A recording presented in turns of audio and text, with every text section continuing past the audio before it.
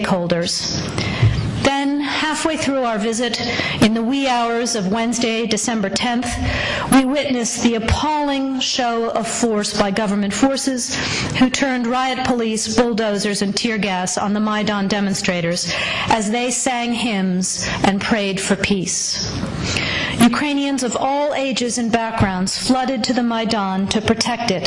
Secretary Kerry wasted no time in expressing the United States' disgust at this decision of the Ukrainian government, and by morning the riot police had been forced to retreat.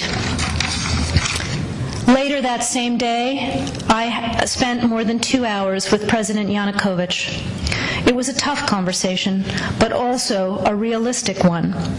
I made absolutely clear to him on behalf of the United States that what happened December 10th, and more generally what has been happening in security terms, is absolutely impermissible in a European state, in a democratic state. But I also made clear that the United States believes there is a way out for Ukraine, that it is still possible to save Ukraine's European future, and that is where we wanted to see the President lead his country. And that was going to require immediate steps to de-escalate the security situation and immediate political steps to end the crisis and get Ukraine back into a conversation with Europe and with the International Monetary Fund. As you all know, and as I'm sure you just heard from Anders and other colleagues, Ukraine's economy is in a dire state, having been in recession for more than a year and with less than 3 months' worth of foreign currency reserves in place. The reforms that the IMF insists on are necessary for the long-term economic health of the country. A new deal with the IMF would also send a positive signal to private markets and would increase foreign direct investment that is so urgently needed in Ukraine. Signing the association agreement with the EU would also put Ukraine on a path to strengthening the sort of stable and predictable business environment that investors require. There is no other path that would bring Ukraine back to long-term political stability and economic growth. We also commend the EU for leaving the door open on the association agreement and for continuing to work with the Ukrainian government on a way forward. The Ukrainian parliament has already passed some 18 separate pieces of required legislation in advance of the Eastern Partnership Summit in Vilnius. Although that was a missed opportunity, it would be a huge shame to see 5 years' worth of work and preparation go to waste if the AA is not signed in the near future. So it is time to finish the job. As Vice President Biden said in remarks last night, President Yanukovych has a choice.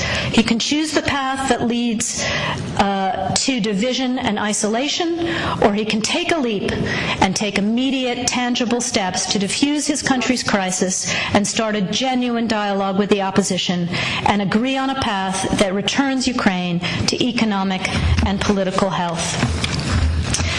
While these are challenging times in many ways, we also can't lose sight of the fact that this is a time for great optimism as well. You only have to be on the Майдан to feel the energy, to feel the hope of Ukrainians coursing through the center of Kyiv and across the country. People are engaging because they know they have a stake in the future of their country. We see energy, we see optimism that simply didn't exist in Ukraine 20 years ago. People are of all ages, of all classes, of all walks of life, are taking ownership of their future and coming out into the streets to demand a European future. They're doing so peacefully, with great courage, and with enormous personal restraint. Since Ukraine's independence in 1991, the United States has supported Ukrainians as they build democratic skills and institutions, as they promote civic participation and good governance, all of which are preconditions for Ukraine to achieve its European aspirations. We've invested over $5 billion to assist Ukraine in these and other goals that will ensure a secure and prosperous and democratic Ukraine.